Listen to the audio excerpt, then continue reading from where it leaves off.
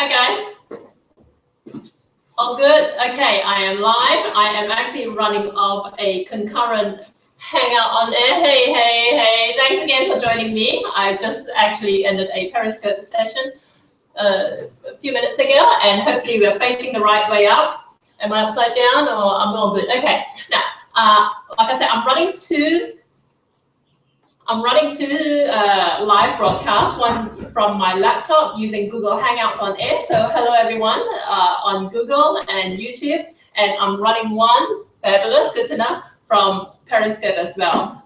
Neither of you can see each other. So if it looks like I'm talking to the wrong camera, you'll know why, okay? Thanks so much for joining us. And I'm joined here today by Zona. Zona is a Thermomix consultant, group leader, whatever, extraordinaire. She is just like, she just kills it on Thermomix. Me, I'm officially a consultant, so you can talk to me about it, but my knowledge about Thermomix is fairly limited to essentially what I've been experimenting with. My specialty is Malaysian cooking. Until about 2-3 months ago, I had no idea what a Thermomix was. I thought it was essentially a glorified, very expensive food processor and blender. For those who don't know, this is what it looks like over here. And I found out through Zona, the great thing about it is that it not only mills and processes and blends and everything, which is what I tend to see a lot of Westerners use it for, right? Okay, they use it to make mayonnaise and make their own homemade stuff. Smoothies, that sort of stuff, which I thought, well, I don't really eat that sort of stuff. But, it gave me an idea when I found out it actually cooks for you as well. So the great thing about it, one of the biggest frustrations to me with Asian cooking, and I've been doing Asian cooking for years and years now, one of the biggest frustrations for me is having to stand over a hot stove and stirring things and having it spit all over, okay? So the cleanup is almost as bad as anything else, right? Or even having a blender, like the traditional way you would use a pesto mortar to get the finest paste. Yeah. Whereas, or if you do it the modern way with a blender, it's never strong enough to get the quality that you're after, especially for Jackie. She does a lot of things commercially, so things like lemongrass and all that. But when Jackie, I told Jackie about the Thermomix, I said, let's pick a dish and try it out. I think the first thing we tried was Jackie's Nyonya Laksa. And everything was made, the paste straight from here and cooked in here. And she was just amazed that she didn't have splatters all over her kitchen. So I mean, I'm not going to claim, Zona is like a 200% Thermomix devotee, right? Me, I'm still feeling my way around it a little bit. I'm not going to claim that it solves all your cooking problems. It's not going to do a lot of things that, I do with my cooking, okay? So you do have to play around with it. To me, even if all it does is mill the kind of like lemongrass and galanga, all these really tough, fibrous roots and vegetables, for me, that's good enough. If I then have to transfer it into something to cook, to finish off the cooking process, that to me works just as well. Sounds like a really good. Oh, it is. Yeah. It's a great investment. It replaces a whole. I actually just over the last few days, I actually cleared out my warehouse because I'm just rejigging my business a little bit. But I had this old food processor, and it has so many attachments, most of which I had never touched because I forget which joins up with which blade goes where, which lid goes where, and that sort of stuff. And it took up a milk crate, one of those Aussie milk crates, and it was just brimming and it was overflowing with all the different attachments for this particular blender food processor that I never made full use of because it was, and also it just didn't really have the kind of like muscle that I needed for it to be able to blend a lot of my spices properly. But before I could just carry on all day, but I don't want to hold everyone up. What we are making today is something called Chwee Kueh in Singapore.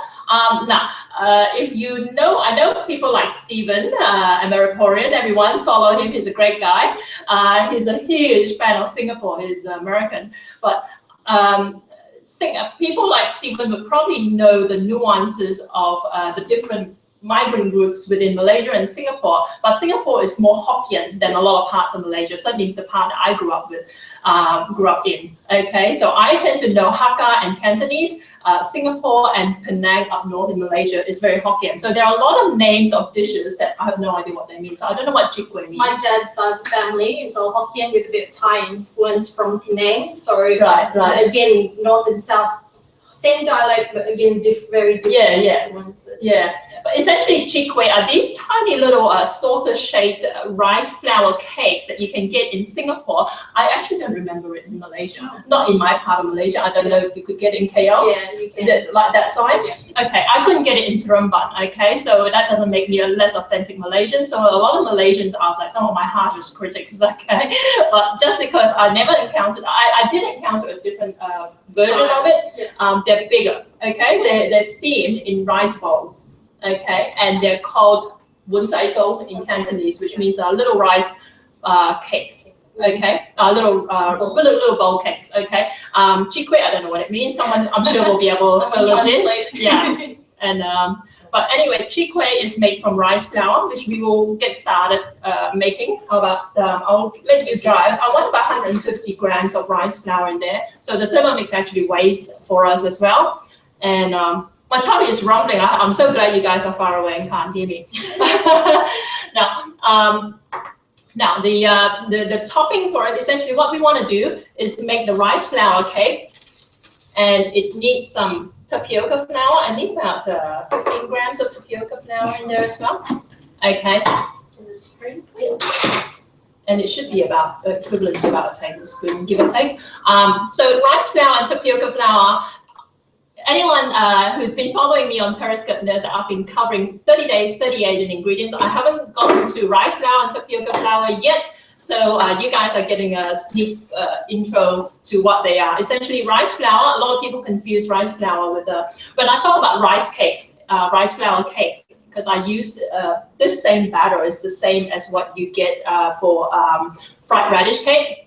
Oh, right. Yeah, which I use. It's very, very similar. There might be like just little. Add the radish into the batter. Yeah, that's right. So you've got rice flour, you've got tapioca flour, tapioca starch, otherwise known as, this is the bag here. Tapioca starch essentially adds the softness and it helps to keep things together. Yeah. And rice flour is more al dente sort of thing. Another fact about the Thermomix is really cool is that because it mills very powerfully, if you just had normal rice, you can actually make your own rice flour out of it. It only takes less than a minute. Yeah, and that's how they used to do it in the old days as well, right? Yeah. They don't, they don't buy these in bags back in those days. Okay, so we've got that, and we want about 400 mils of water. So we're just going to add this in. Okay, I think that's all we need. So let's cover this and we're going to cook it. Now, obviously, if you don't have a Thermomix at home, guys, just so you know what you need to do, obviously, I didn't learn to make this using a Thermomix. I've made it before. But if you don't have a Thermomix, you would just basically combine all those ingredients in a bowl, add the water and stir it till it's well mixed through. And then you put it in the saucepan and then just stir it gently. What we want to do here, okay, so we just want to mix it through. And now it's mixed through, we're going to cook it. Okay, we only want to cook it a little bit. Oh, oops. Sorry. That's all right. Okay. Yeah, it just looks very milky. Just let me see. I don't know if we'll have trouble with it. The good thing is that it's Okay. So what we want to do is just thicken it up a little bit. You want to thicken it up to the point where when you're ready to transfer it into these molds, it's not going to settle during the steaming process. Okay, so let's set it at about 90 degrees for about 5 minutes. Actually, see how we go with 5 minutes? Like I said, we're not cooking it all the way through. We're just wanting to thicken it a little bit. And if you were cooking it over a stove, you just want to keep stirring it with a wooden spoon or a spatula, a heat-proof spatula, and just stir it till it starts sticking a little bit. Okay, you don't have to cook it all the way, but even if you do cook it a little bit till it's a little bit lumpy, all is not lost. If it's lumpy, just remember it's still going to be a little bit gooey, and when you steam it, it should come out basically okay. So don't get too stressed out about how long you cook it for and how thick you get it. But ideally, just enough, just a little bit of Okay, and that's the same way, by the way. This thing is called Chwee Kueh, and I'm guessing the kueh is the same kueh that we use in a lot of Malay kueh. Okay, and kueh essentially refers to cakes, and with Malaysian Kueh. Oh, let's put the. Did you got it? Okay, yeah, let's just cover. So did you want it at 60 degrees or something? We'll have it higher. We'll have it about 90. Okay. Now, Kueh in Malaysia just refers to generally a lot of cakes. They're not necessarily always sweets, but when you think Kueh, you think of like snacky, sort of like sweet snack sort of thing. And I showed in my Periscope broadcast, anyone on Google or YouTube who hasn't been following me on Periscope, by the way, it's periscope.tv/JackieMSydney. So look me up there. Like I said, I've been running daily broadcasts called 30 Days, 30 Asian Ingredients. And by the time I'm done with 30 days, people like Stephen and One Thai Massage are going to be experts. Like I'm sure One Thai Massage is already an expert on Asian cooking. Now, so essentially what we want to do is just cook this, and then we're going to transfer them into molds. Like I said, back in my part of Malaysia, in Seremban, we have what's called little bowl cakes, wunjai gold, okay? And wunjai means little bowl, and gold is just cake, okay? And they tend, to be honest, to use aluminum, or what do you call it? Stainless steel bowls. Yeah, stainless steel or yeah, certainly metal bowls anyway, because the heat transfer better, but I don't have any here. And that's one of the struggles of living overseas, right? Zona spends her spare time just like traveling around Sydney, going for that's right. And pans and cutlery sometimes. That's right. I think also because what we're going to do is we're going to steam the Chwee Kueh right here on top of the Thermomix. Yeah. And what's tricky is we have to find little bowls that fit this size to be able to fit there. And a lot of this, Malaysian or Asian steamed cakes have these little bowl shapes and different shapes and sizes. There's even one that uses a square pan. Yeah. So we're kind of limited to the size of what we've got. But if you're just feeding for yourself or your little family, it's actually quite perfect size. Yeah, that's right. I mean, I love the Germans because it's German engineering at its best, but sometimes I wish they had hired me as a consultant for the Asian dishes. So, yeah, Thermomix Germany, Webcast Germany, the manufacturers, if you're listening to this, Jackie M, look me up. But yeah, so we're going to just let this cook for a little bit, but let's go through some of the ingredients. Essentially, what you're going to end up with are like steamed like cakes, we call it steamed cakes.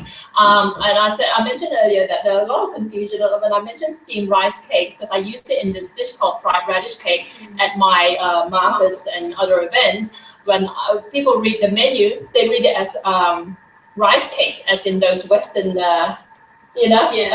fluffy. Yeah. Or either that, or they think of like basically rice that's been kind of like somehow compressed one way or another, but that's different, okay? It's not fundamentally different. I mean, it's still made out of rice, but rice cakes, you imagine. It's more dense. Yeah, it's more dense. And the other thing I want to mention as well, experiment with this at home. Rice disc. Yeah, that's right. That's what people think of when they think rice cakes, okay? In Malaysia, we think of this. Or the biscuits, like the Japanese rice biscuits. That's right. Yeah, so yeah, it's different.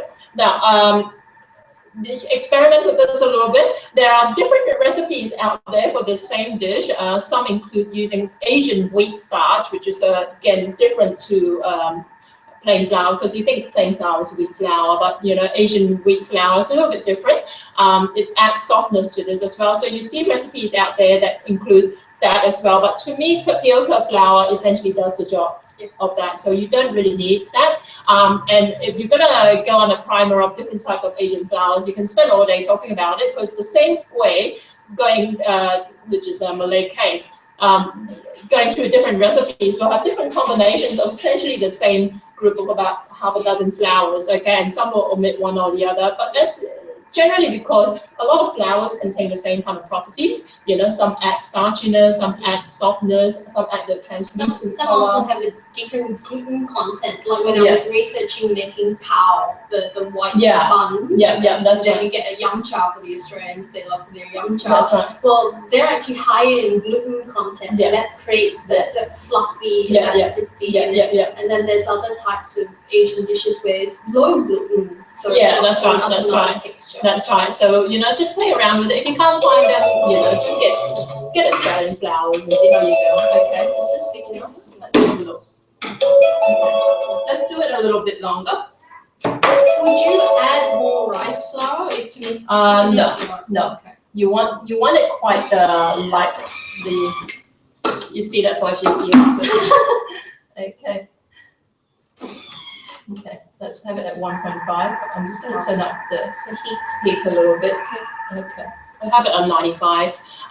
Yeah, so it stirs for you. So, but otherwise, if you don't have it, like I mentioned earlier, cook it on a saucepan on the stove and just keep stirring it till it thickens up till it coats the back of your wooden ladle or spatula or something like that. And don't worry if it's not evenly thick. If it's a little bit lumpy, that's okay. Once you steam it, everything will sort of even out.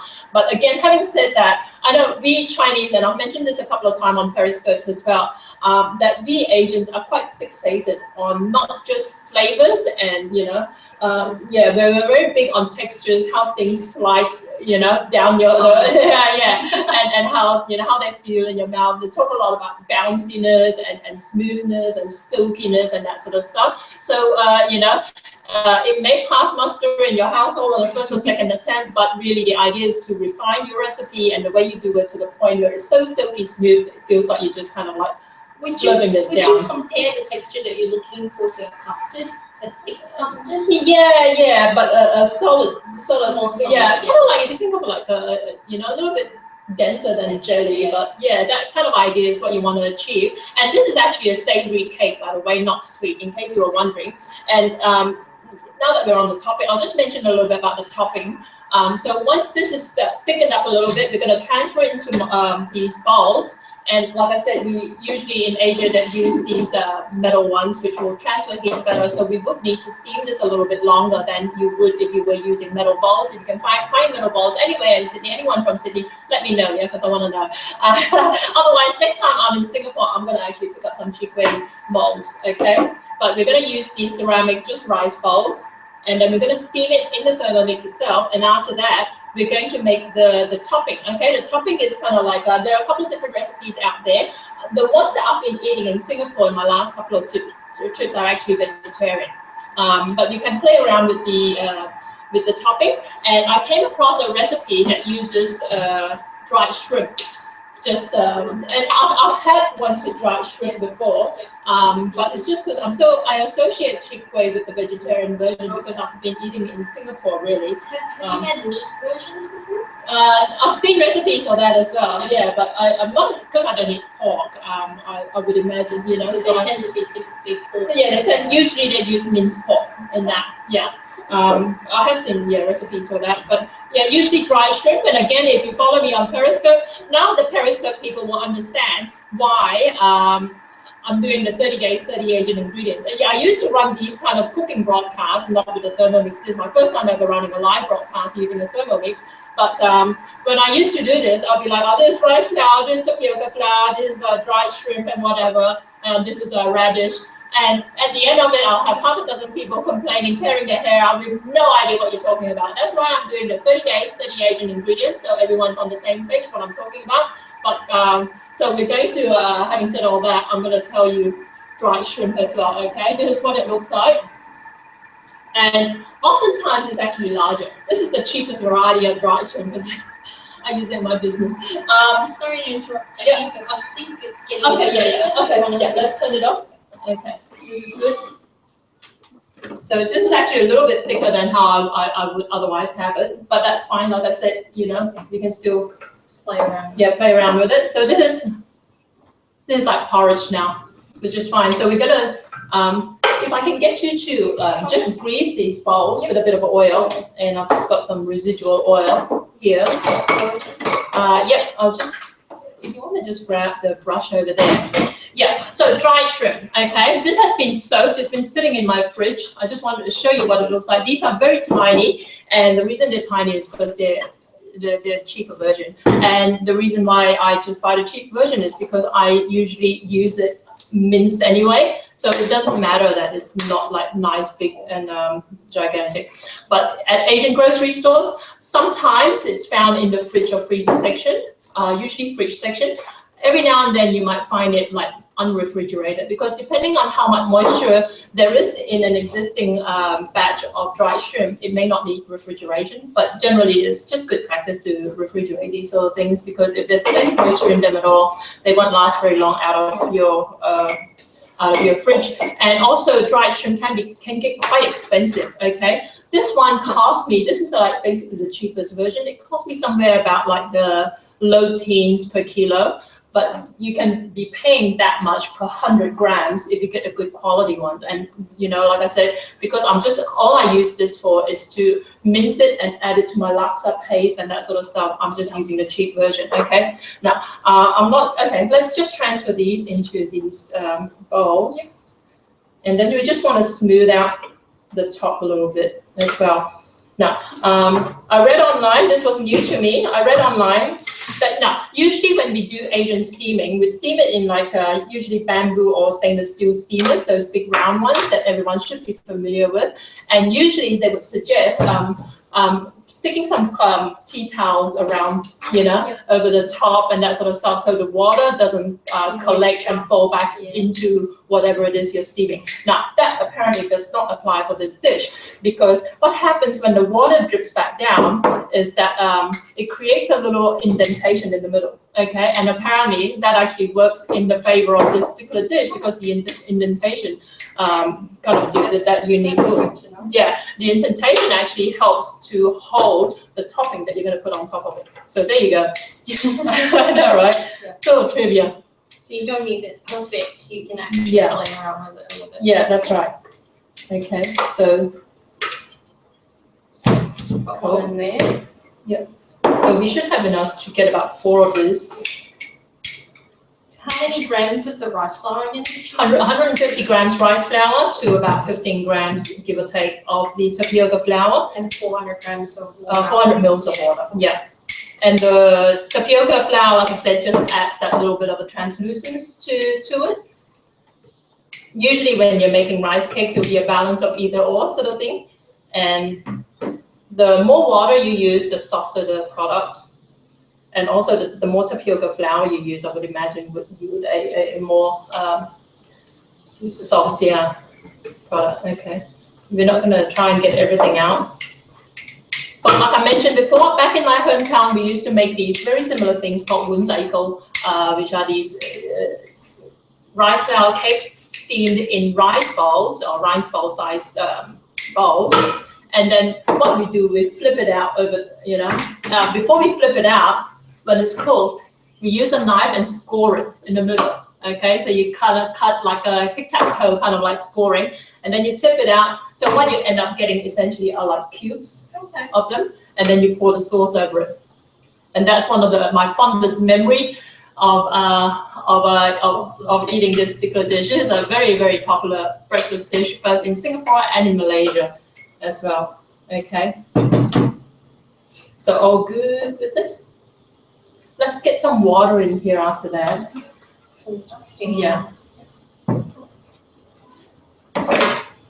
And in fact, you know what? We can probably steam this off air, and I'll show them. Yep. And then could I get you to just rinse this out so we can get started? So I'll show you how the topping, because everyone knows what steaming looks like. So if you had a Thermomix, I'm sure you'd know how to use your steamer. Otherwise, just any kind of metal steamer. And by the way, steamers can sit on top of woks, or they can sit on top of saucepans, depending on like how your your saucepans and stuff are configured. But you want enough water for it to not dry out during the steaming process. Usually, if you were using those metal bowls, you would steam it on high heat for about 20 minutes or so. When I tested this out earlier, I steamed it for 30 minutes just to be sure. And this is what I got, okay? I'll tip them out now.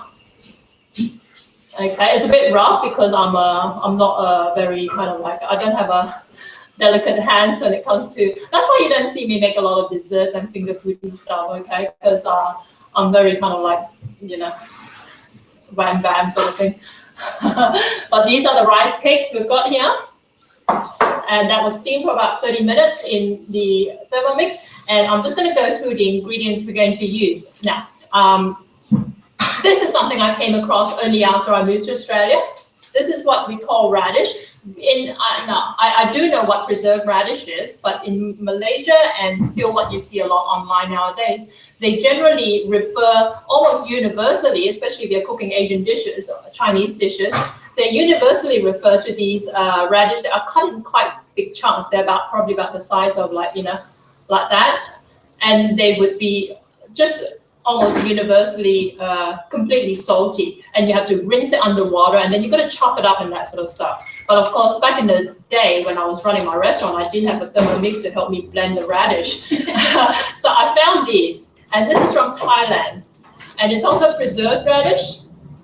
And you know, there's actually 2 different types of this, and there's one with a yellow label, this particular brand anyway, okay? Like I said, I keep telling everyone, I'm not getting paid to promote all these brands. I'm just telling you guys that's what I use so that we're all on the same page when you're trying to replicate my recipes.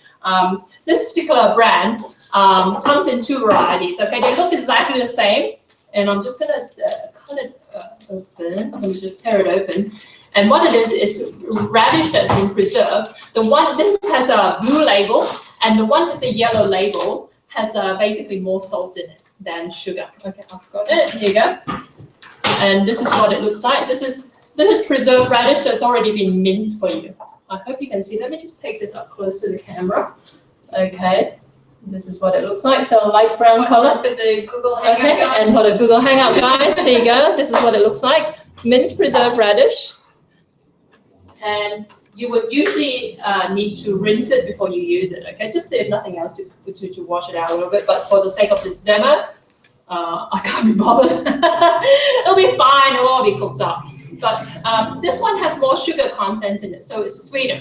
Now, usually if you look online, they'll say, oh, get the salted preserved radish, get the big chunky ones, rinse it in a lot of water, and then pat it dry, and then chop it up, and then cook it, okay? And we're going to cook it now, and I like lots of garlic. So essentially the ingredients we're using for this is the preserved radish, the garlic, and minced dried shrimp. You can omit the dried shrimp. Like I mentioned, in Singapore, the versions I've been eating did not have dried shrimp in them, okay? So let's mince this. Strip this away, okay? I'll let you do the garlic mincing.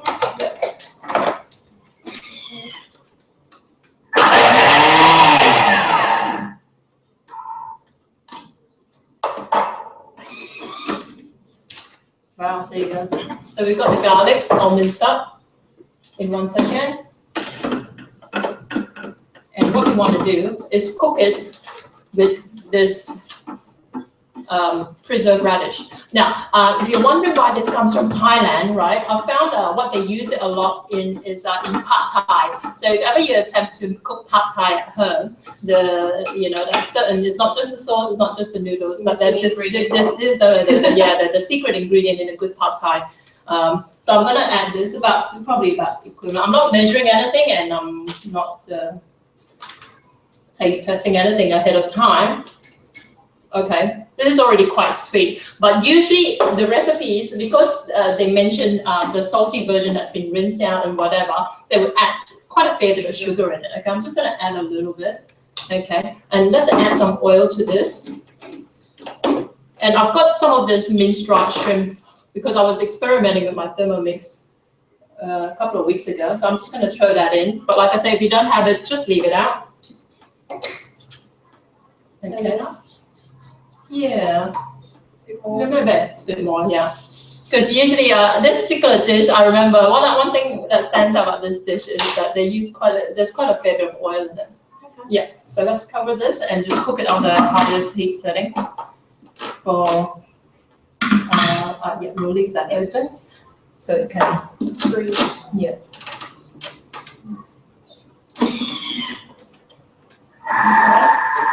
Okay, so we're gonna let this cook, and then I'll show you what it all looks like at the end. If anyone got any questions in the meantime, hit Zona up. She's the Thermomix expert. Nothing? No? Okay, cool, right here. Yeah, but ingredients, what else can we say about them? Okay, the flours, this particular brand, that's the tapioca flour, and let's show them the rice flour. This brand looks like they've pretty much got the market for it as far as rice flour, tapioca flour, and glutinous rice flour, which is another one.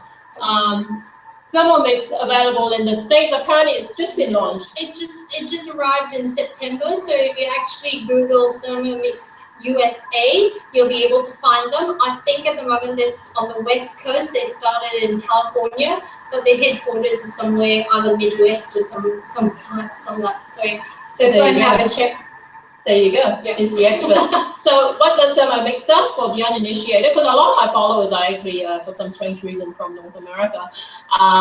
But the Thermomix essentially, it blends, it purees, it mills, and that sort of stuff. But it also cooks for you, and you can steam, and it's got some automated settings where it, it can basically cook something for you. Once you put all the ingredients, go away, come back like 20 minutes later, and your risotto or whatever else is ready to go. Okay, so that's the beauty of it. Like I said, until 3 months ago, I really didn't know much at all. I didn't know anything about Thermomix. I thought it was a very expensive blender for rich people. But to me, having spent the last 15 years full-time cooking Asian food, cooking Malaysian food, stuff. Yeah, I know, right? That's why one thing I thought that this would be perfect in a lot of offices. Offices that have kitchens and that sort of stuff. Yeah. You don't need a stove. You don't need gas. You can cook everything. You can see. I don't know if you can see a bit of steam there. So if we had more liquid, we could have even steamed the Chwee Kueh there. Yeah. So it actually can cook up to 4 different layers of food altogether, which would make 5.5 liters worth of food. You can steam a whole chicken in here too. There you go. I know. How crazy is that? Like I said, one thing I've been making a lot of with my Thermomix. Definitely right. Americorian, I think. Yep. You can definitely, because he said you can keep it in your dorm room. Perfect. Yeah, exactly. Your full healthy square meals. You can have your breakfast in here. Exactly. Your desserts, anything practically. Exactly. Yeah. And there's one thing I've been making. I've had a daily supply of this ever since I had my Thermomix, which is my sambal belacan. Sambal belacan, for those who don't know, is basically like a chili relish that's made with shrimp paste and chili and onion. Okay, and that was one of the most painful things to make, because in fact, for my business, I use shortcuts because it was just so painful to make from scratch. But what I do now, I throw the onion in there, I throw my chilies in there, blend it, add oil, and add the seasoning, and go away and let it cook for 45 minutes, and that's it. At the end of it, I get this sambal belacan. So it's just perfect for that sort of stuff. Another thing that's been quite surprising, as a discovery for me as well, is as a small household, just me and baby Noah, I tend to have a lot of leftovers. If I were roasting a chicken, or if I made Hainanese chicken rice twice. I had 2 whole chickens, and I only ate like a quarter of it each time. And I had all this chicken meat left over. And usually, what do you do with chicken meat? You think, oh, okay, yeah, I'll shred it and sprinkle it over noodles. But there was still too much of it, so I ended up throwing all the meat in the Thermomix, blending it, and then adding seasoning to it. And I got, this was actually fish. So I did the same thing with fish. And I got this thing here, which I'll just hold this up to the camera. Okay, this is fish floss, and I made chicken floss as well, and I made beef floss as well. Okay, use a couple of different recipes. So if anyone wants to hit me up, let me know. So this was fish that was sitting in my freezer, leftover fish fillets from IKEA that I forgot I even had, and that actually expired. So I thought, instead of throwing them out, I'll just steam them in the Thermomix and then chop them in and then mince them up and then let it cook.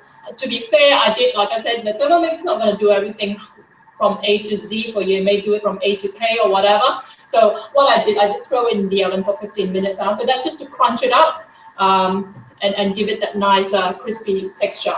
I guess in the Western cooking, I think the texture, you would compare it to a chunkier bacon dust. Bacon dust. There you go. Yeah, so I don't know, the Americans out there, do you love your bacon dust, or do you love your bacon? Yes. Because I don't think there's anything else that would compare to it. Yeah. Even though we call it a floss, it's not like very floss. Yeah. It's actually still quite chunky. That's right. Grainy. That's right. It's a nice softened flavor. That's right. You see a lot of certainly in Chinese bun shops and all that. They talk about pork floss or meat floss. Because I don't eat pork, I used my leftover chicken to make chicken floss, and I think I finished it now. And then I made serunding, which is a Malay Indonesian also meat floss, condiments that you will sprinkle, especially very nice over sticky rice. But essentially it's same thing, but the serunding has more flavors to it. It's got curry flavors, it's got like coconut and even coconut cream, and you cook it till it's dry and it's just beautiful. Usually if you were cooking serunding, you would spend a whole day doing it. This to me, I just threw I actually had some leftover lamb. Where did I get the lamb from? I forget even. I bought some cheap lamb cuts on the bone to make stock with, and then as I was straining the stock out to use, I thought, oh, there's still quite a lot of meat on the bones, and usually you would just throw it out, right? And it had practically no flavor, but to me, for serunding, it doesn't matter. So I chopped the meat in there and add onion, mince it all up, add curry powder and other kind of spice ingredients, some coconut cream, and just let it cook by itself. If I was standing over a wok, I'd be sweating over a wok and just stirring it for a long time, making sure it doesn't burn. But because this does it, everything, I just went away, came back, and I had serunding. Again, I think from memory, the serunding, I chucked it in the oven for 15 minutes just to crisp it up. Well, the one thing about the Thermomix is that it hits a top temperature of 120 degrees. So to me, 120 degrees is not going to cut it for stir fries and that sort of stuff. Some people do use it to cook noodles with. You can do mee siam and KL Hokkien mee and that sort of stuff. I haven't actually personally tried it on any noodles. Okay, my claim to fame is actually a lot of wok frying, so it's not going to replace my wok anytime soon. Okay, unless again, if the powers that be in Germany want to talk to me about increasing the cut-off temperature. So remember, guys, Jackie@jackie.com.au, hit me up. Okay, so let's see how this is going. Okay, you can just see the steam coming through. Okay, we're just going to turn it off. I just want to check texture. Yeah. Okay, so it's boiling away. Okay, it's really nice. It's probably good to go. If you can see it, I'm just going to run up to the camera again and show you. Okay. You can't see the oil. You might just be able to make out the oil boiling a little bit. Okay, guys, there you go. That's what it looks like after about, 8 minutes or so cooking? Yeah. Okay, so this is good to go. This sadly is a little bit cold, but because I'm just doing a demo, usually you'll want to eat this hot. This is what it looked like.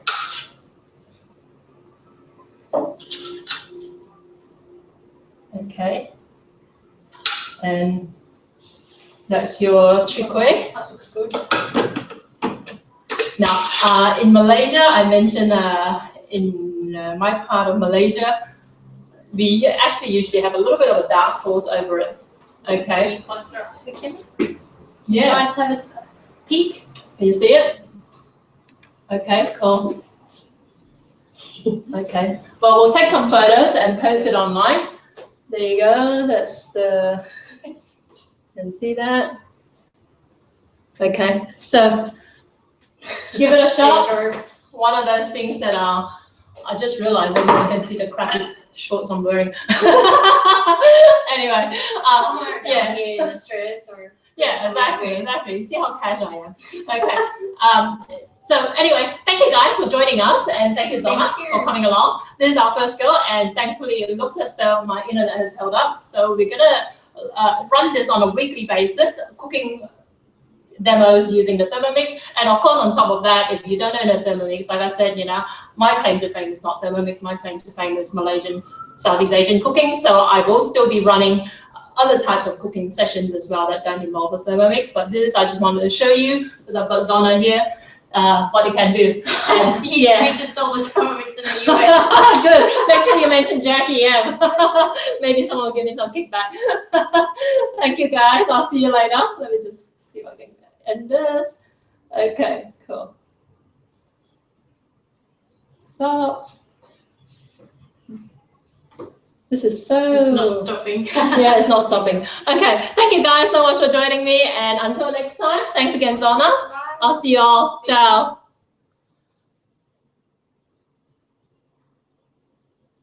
Don't tell me you're not stopping either.